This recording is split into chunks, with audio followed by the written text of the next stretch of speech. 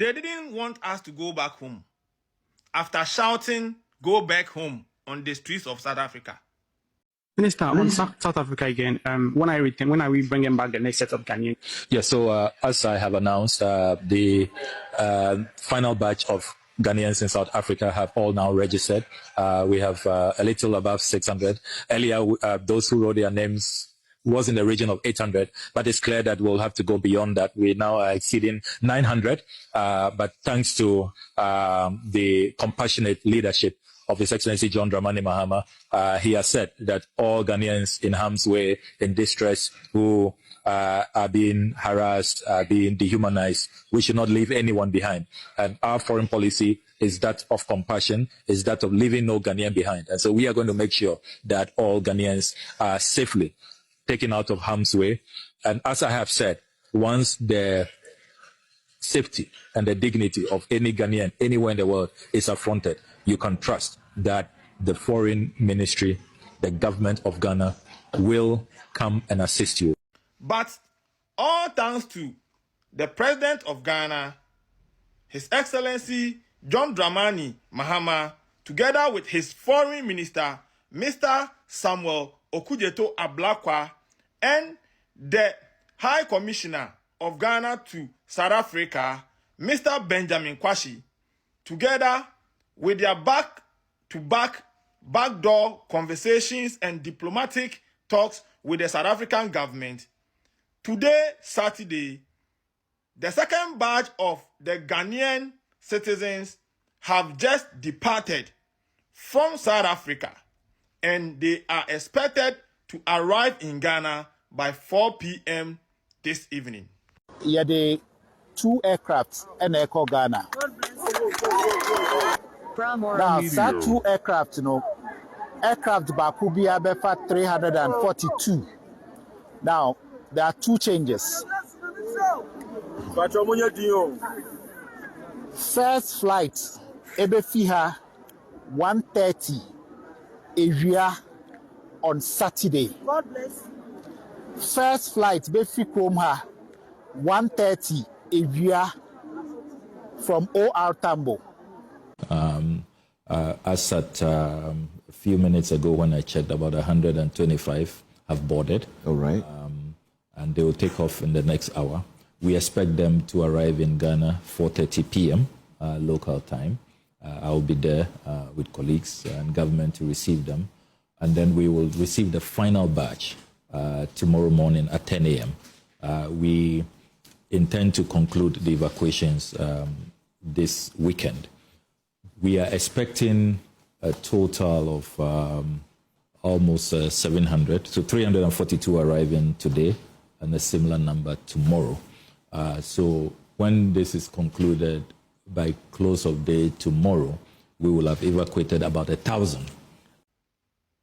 They did not want to let us leave to our home country after shouting, "Go back home. Go back home." And we are leaving, and you say no.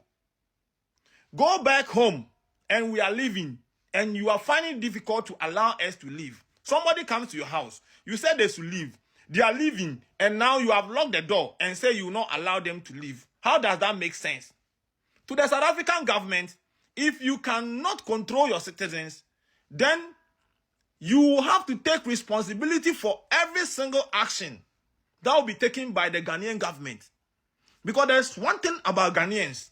When you touch one, you touch all. You people need to stop playing with the motherland called Ghana. I need all of you to just stop playing with us. They said, we are going to charter, we are going to hire a plane to come and get you guys out of that place. Because if they don't want you, you can come home, baby. The funny thing is that so many South Africans truly think that our countries need fixing. Go back to your country and fix it. Go back to... Shut up. And the fact that so many of you are still in our comment sections talking about go home, we don't need you. Well, we are going home. But now you really have made enemies with the rest of the 53 countries in Africa. Everyone is looking at you sideways. And you and I both know that the 7% are not even hiring you guys to be cleaners in their homes. The Iranians are not hiring you guys to be their toilet cleaners. So if you think that you are doing us, you are not doing us.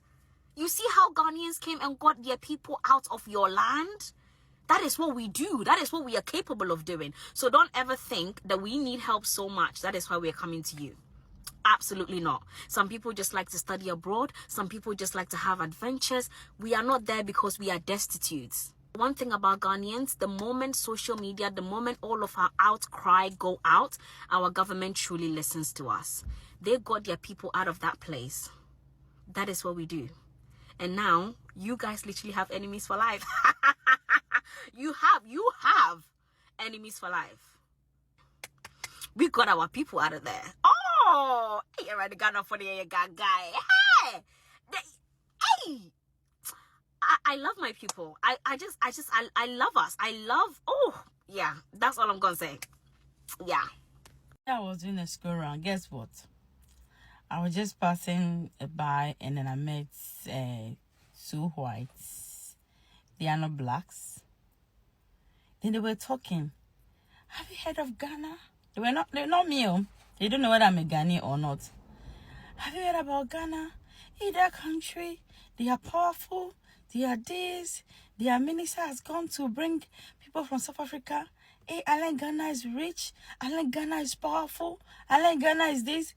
In my head, I just pass by and say, are they talking about me, my Ghana, or do we have different Ghana in this world? I was confused. In my head, I said, so this is how Ghana is now in the whole world. Hey, Ghana. Things are mean. Ending Comboti.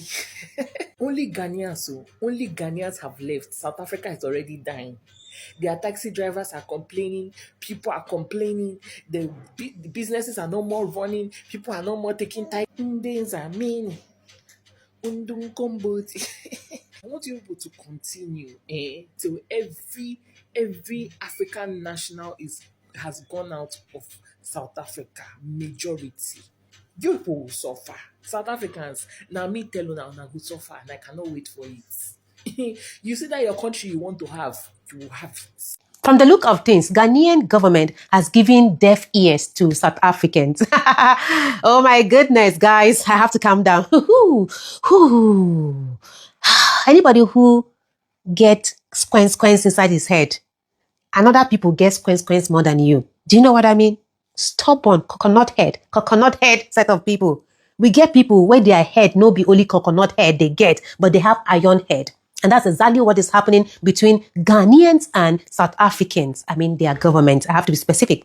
So the news that got to my table this very afternoon is that the Minister of Foreign Affairs, Samuel Akpejata, stated in an interview that 600 Ghanaians have registered. And as I'm talking to you, they are currently preparing for their return back to Ghana.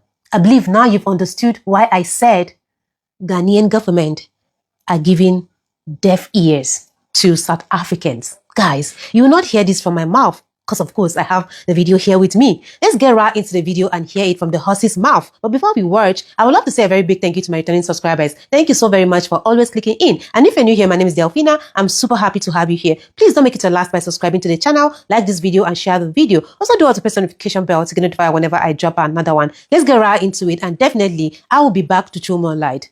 Let's watch. Minister, on South Africa again, when are we bringing back the next set of Ghanaians? Yes, so as I have announced, the final batch of Ghanaians in South Africa have all now registered. We have a little above 600. Earlier, those who wrote their names was in the region of 800, but it's clear that we'll have to go beyond that. We now are exceeding 900, but thanks to the compassionate leadership of His Excellency John Dramani Mahama, he has said that all Ghanaians in harm's way, in distress, who are being harassed, are being dehumanized, we should not leave anyone behind. And our foreign policy is that of compassion, is that of leaving no Ghanaian behind. And so we are going to make sure that all Ghanaians are safely taken out of harm's way. And as I have said, once the safety and the dignity of any Ghanaian anywhere in the world is affronted, you can trust that the foreign ministry, the government of Ghana, will come and assist you. We do not want anybody in this world thinking that Ghanaians are orphaned, Ghanaians don't have a government, Ghanaians are not valued, are not cherished, and so they can mess around with Ghanaians. We will not accept that, and we will go all out to protect Ghanaians and to make sure that the welfare of Ghanaians is safeguarded. So I can assure you that all is set for the next batch to arrive. We're just waiting for the South African authorities to finalize our request for the flight permits so that our chartered jets can move in and bring all the Ghanaians who have registered. And let me use this opportunity to say that contrary to a lot of disinformation, misinformation, and propaganda out there, the vast majority of Ghanaians we have registered, we've looked at their documentation. These are legal migrants. Disregard all those claims that these are people who are illegal migrants. It is not true at all. And we've challenged those who are making these claims to put out the evidence. They have not been able to put out any evidence. Let me also say that what is beautiful about the registration we are doing is that we do it in collaboration with the Department of Home Affairs, the South African authorities, who are there at our High Commission to check for people who they are looking for in their database, people who are wanted, suspected criminals. And so far, not a single Ghanaian is of interest to the South African authorities. So again, this claim by some propagandists, those who seek to tarnish the image of Ghana, that our citizens were lawbreakers, people who commit crime, and people who are contributing to insecurity and instability in South Africa. The evidence does not support it. You have the security officials there with their database, their computers, with their wanted list, checking fingerprints and all of that. And so far, not a single Ghanaian. So clearly, Ghana is not responsible for any high crime rates or any, avalanche of illegality going on in South Africa. Let me say that I am deeply proud as foreign minister, and I know President Mahama is also very, very proud of our nationals. Ghanaians, everywhere they go, are law-abiding. They are people who don't break laws. They are people who don't commit crime. They are people who don't foment trouble. And so they have to go and look for really those who they think are the cause of insecurity or whatever instability, even though we must all admit that even if you have concerns about insecurity, instability, high crime, this is not how you go about it. You don't use hatred. You don't take the law into your own hands and pursue people, violate their human rights. And here we are at an African foreign ministers gathering. And you've heard us talk about the foundation of the African Union, which is about free movement, which is about African integration, which is about increasing Africa trade. You heard the Director General of the Africa Continental Free Trade Area, who, interestingly, is a South African, my very, very good friend, my comrade Wamkele, who I must commend is not being happy at all about all of what is going on in his home country, because really it is undermining his work. We want to increase intra-Africa trade, which has been below 20% for many, many years, and amongst the lowest. It's really the lowest if you look at all continents of the world. We want to trade amongst ourselves. We want to transform our economies. And the only way we can do that is to make sure that we are welcoming of each other, we promote trade, we believe in our products, we form partnerships, and we encourage African entrepreneurship, African ingenuity, African businesses to thrive. So everything that the African Union, the OAU, African integration, what the founder of Sajifo, Dr. Kwame Nkrumah, spoke of, that Africa must unite. Unite now or we perish.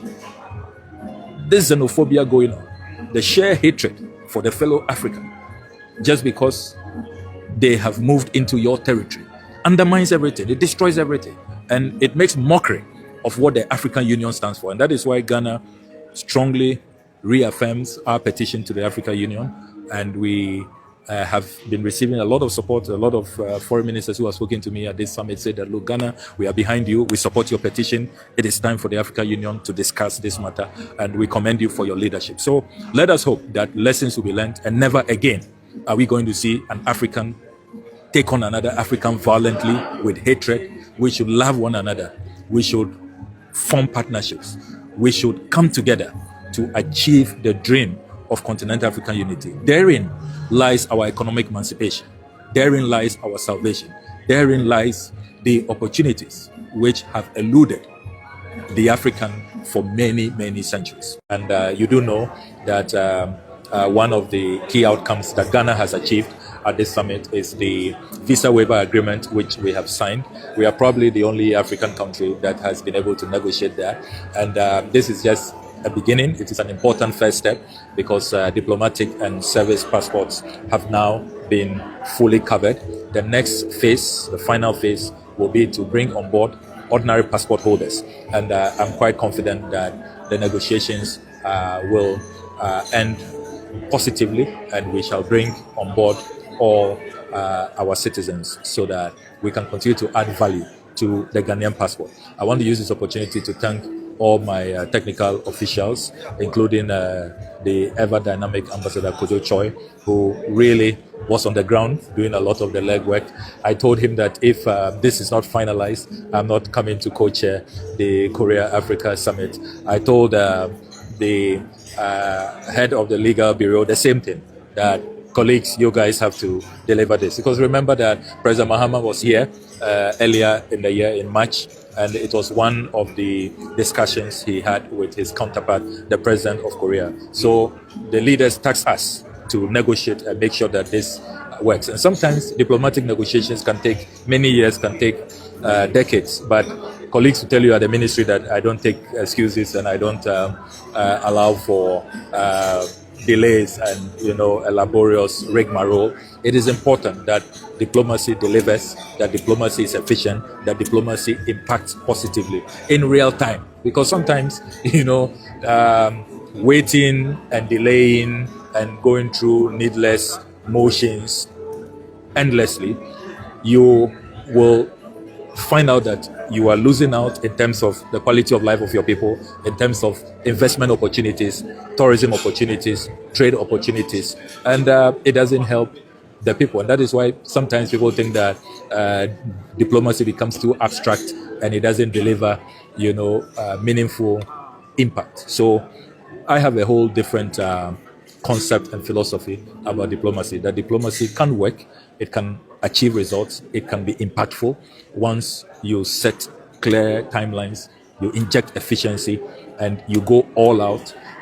Other countries see that you really have a whole different mindset, and they are able to come along with you. So I always say this on my videos, that you kick us out of your country, yes, from their words, go and fix your country. And we decided to bring our people back home.